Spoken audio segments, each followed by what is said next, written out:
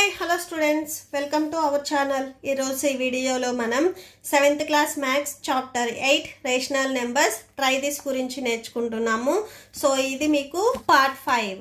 So before try this and next try this ఈ video లాస్ట్లో మీకు కంటిన్యూ అవుతాయి, చెక్ చేసుకోవచ్చు. సో ట్రై దిస్ చూడండి. Which of these are negative rational numbers? So ఇక్కడ ఉన్న వాటిలో ఏవి నెగటివ్ రేషనల్ నెంబర్స్ అని అడుగుతున్నారు.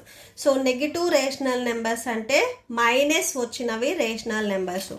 సో ఈ ఫస్ట్ వన్ మైనస్ ఉంది కాబట్టి ఇది నెగటివ్ రేషనల్ నెంబర్ అవుతుంది.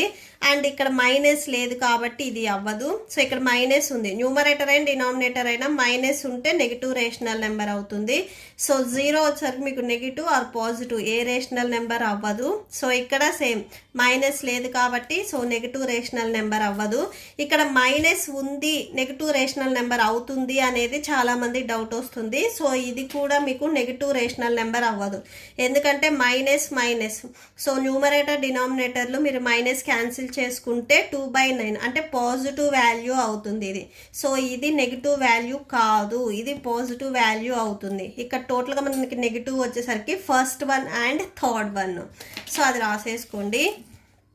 -2/3 is A negative rational number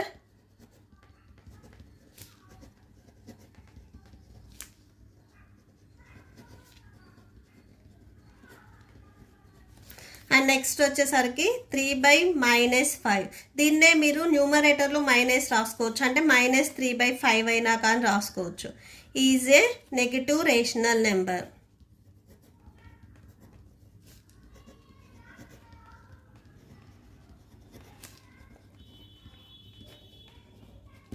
okay, so that's it.